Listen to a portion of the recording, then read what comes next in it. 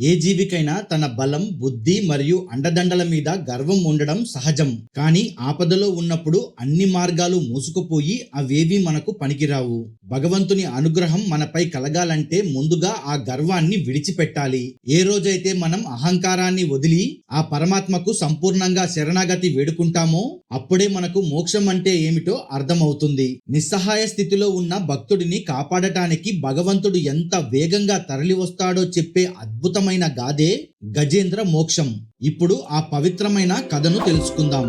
భాగవతం కథా ప్రసంగంలో ఒక రోజు పరీక్షిత్ మహారాజు శుక మహర్షిని వినయంగా ప్రశ్నించారు. మహర్షి, సంపూర్ణ శరణాగతి ఎలా ఉండాలి? ఆపదలో చిక్కుకున్న జీవి ఏ విధంగా పరమాత్మను స్మరించాలి? ఆ శరణాగతి మహిమ ఏమిటి? అప్పుడు శుక మహర్షి శాంతస్వరంతో ఇలా చెప్పసాగారు.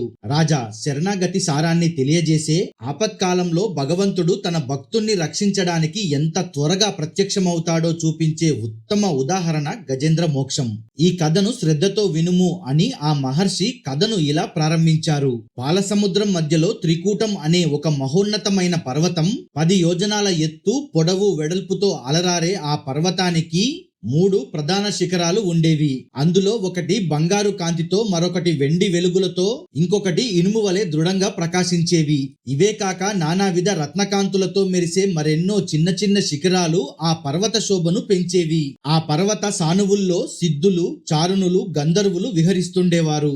అక్కడ ఎప్పుడు కని విని ఎరగని వింతైన చెట్లు, సుగంధ పుష్పాలు కొలువై ఉండేవి.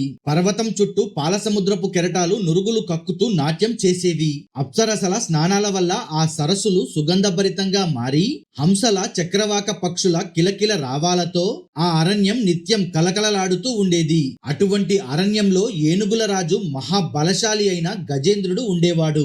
ఒకనాడు మండుతున్న ఎండలో దాహం తీర్చుకోవడానికి తన భార్య, పిల్లలు, బంధుమిత్రులతో కలిసి అడవిలో బయలుదేరాడు.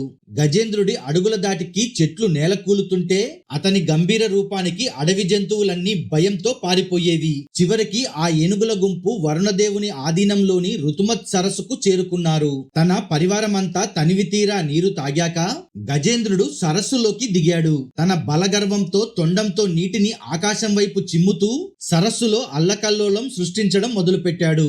ఆ మదపటేనుగు తన బలమే శాశ్వతం అనుకుంది, కానీ ఆ సరస్సులోనే తన ప్రాణ సంకటం దాగి ఉందని ఊహించలేకపోయాడు.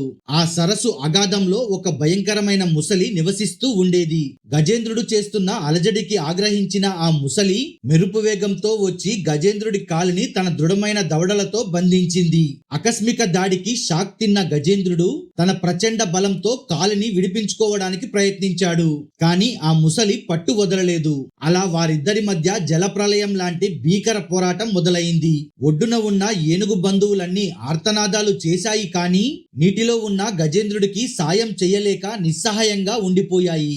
ఆ పోరాటం రోజులు కాదు, నెలలు కాదు, ఏకంగా 1000 సంవత్సరాల పాటు సాగింది. 1000 ఏళ్ల నిరంతర యుద్ధం. ఆహారం లేకపోవడం వల్ల గజేంద్రుడి దేహం చిక్కిపోయింది, బలం క్షీణించింది. మొసలి కూడా అలసిపోయినా అది నీటి జీవి కావడం వల్ల దానికి బలం తోడై గజేంద్రుడిని లోతుకు లాగసాగింది. మృత్యువు కళ్ళ ముందు కనిపిస్తున్న ఆ క్షణంలో గజేంద్రుడికి ఒక సత్యం బోధపడింది. తన శారీరక బలం, బంధువుల అండ ఇవేమీ తనను రక్షించలేవని అర్థమైంది. అప్పుడు ఆ గజేంద్రుడి చిత్తం ఆ ఆదిమూలమైన పరమాత్మ వైపు మళ్ళింది. తన అహంకారాన్ని వదిలి భయం నుండి బయటపడి ఆ భగవంతుడే తనకు దిక్కు అని నమ్మి ఇలా స్తుతించసాగాడు. ఎవని లోపల ఈ జగమంతా జనించి లీనమవుతుందో, ఎవరు ఈ సమస్త సృష్టికి మూలకారకుడో, ఆద్యంతాలు లేని ఆ పరమేశ్వరుడిని నేను శరణు వేడుతున్నాను. నామరూప కర్మలు లేనివాడు, నిర్గుణుడు, సర్వసాక్షి అయిన ఆ పరమాత్మను గజేంద్రుడు తన అంతరాత్మతో ప్రార్థించాడు. తన తొండాన్ని పైకెత్తి రక్షించు, రక్షించు అని ఆర్తనాదాలు చేశాడు. ఆ దీన ఆక్రందన వైకుంఠానికి తాకింది. శ్రీ మహావిష్ణువు లక్ష్మీదేవితో ఏకాంతంగా ఉన్న సమయంలో గజేంద్రుడి మొర వినిపించింది. ఆ అదుర్దలో లక్ష్మీదేవి చీర కొంగు తన చేతిలో ఉందన్న విషయం కూడా గమనించకుండా దానిని అలాగే పట్టుకొని ముందుకు సాగిపోయాడు. స్వామి అంత వేగంగా ఎక్కడికి వెళ్తున్నాడో తెలియక ఆయన చేతిలో చిక్కుకున్న తన చీర కొంగును విడిపించుకోలేక లక్ష్మీదేవి కూడా ఆయన వెంటే పరుగులు తీసింది. అసలు శ్రీ మహావిష్ణువు ఎక్కడికి వెళ్తున్నారో లక్ష్మీదేవికి తెలియదు. లక్ష్మీదేవికి ఒక పక్క ఆశ్చర్యం, మరొక పక్క భయం. ఎవరు పిలిచారు, ఏ రాక్షసుడు దాడి చేశాడు, లేక భక్తుడు ఏ ఆపదలో ఉన్నాడు అని ఆమె మనసులో ఎన్నో ప్రశ్నలు. కానీ స్వామి ఎవ్వరినీ వినిపించుకునే స్థితిలో లేడు. శ్రీ మహావిష్ణువు లక్ష్మీదేవి కొంగు వదలకుండా పరుగు తీస్తున్న సమయంలోనే గరుత్మంతుడు శరవేగంతో స్వామి ఎదురుగా వచ్చి నిలిచాడు. శ్రీ మహావిష్ణువు తన చేతిలో ఉన్న లక్ష్మీదేవి కొంగుతో సహా ఆమెను కూడా తన వెంటే లాగుతూ అత్యంత వేగంగా గరుత్మంతుడి వీపుపైకి ఎక్కాడు. స్వామి తన చీర కొంగు వదలడం లేదని గ్రహించిన లక్ష్మీదేవి చేసేదేమీ లేక గరుడునిపై స్వామి వెనకే ఆసీనురాలయ్యింది. ఆ వేగానికి ఆమె కురులు, ఆభరణాలు చెదిరిపోతున్నా స్వామి ఆవేదనను చూసి ఆమె మౌనంగా ఉండిపోయింది. గరుత్మంతుడు తన రెక్కల వేగంతో ఆకాశ మార్గాన బయలుదేరి క్షణకాలంలోనే వారంతా గజేంద్రుడు ఉన్న సరస్సు వద్దకు చేరుకున్నారు.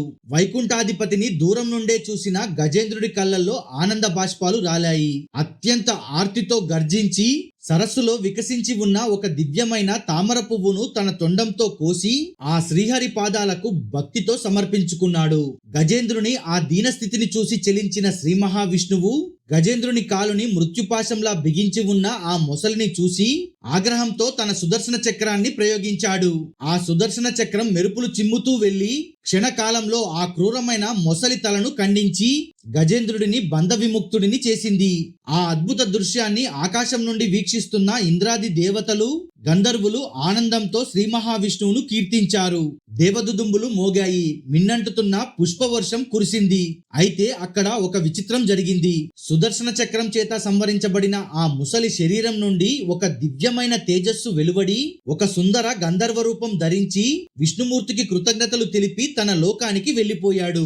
అప్పుడు శ్రీ మహావిష్ణువు గజేంద్రుని సమీపించి తన అమృత హస్తంతో గజేంద్రుడిని స్పర్శించి అనుగ్రహించారు.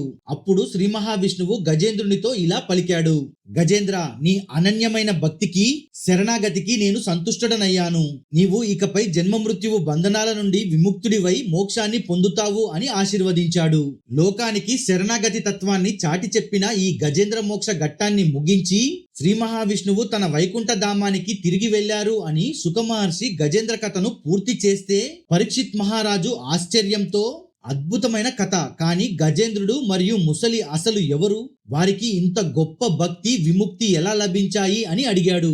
అప్పుడు శుక మహర్షి వారి పూర్వజన్మ రహస్యాలను ఇలా వివరించాడు. ఆ ముసలి పూర్వజన్మలో హూహు అనే గంధర్వుడు ఒకనాడు తన భార్యలతో కలిసి సరస్సులో జలక్రీడలు ఆడుతుండగా దేవలముని అక్కడికి స్నానానికి వచ్చారు. పరిహాసం చేయాలనే ఉద్దేశంతో హూహు నీటిలో మునిగి దేవలముని పాదాలను పట్టుకుని లాగాడు. ఆ అపచారానికి ఆగ్రహించిన దేవలముని, నీవు ముసలివై జీవించు అని శపించాడు. తప్పయింది, క్షమించమని హూహు వేడుకోగా శ్రీ మహావిష్ణువు సుదర్శన చక్రం నిన్ను తాకినప్పుడు శాప విముక్తి కలుగుతుందని దేవలముని కరుణించారు. అందుకే ఆ గంధర్వుడు ముసలిగా ఆ సరస్సులో జీవించసాగాడు. చివరికి సుదర్శన చక్ర స్పర్శతో శాప విముక్తి పొంది తన లోకానికి చేరాడు.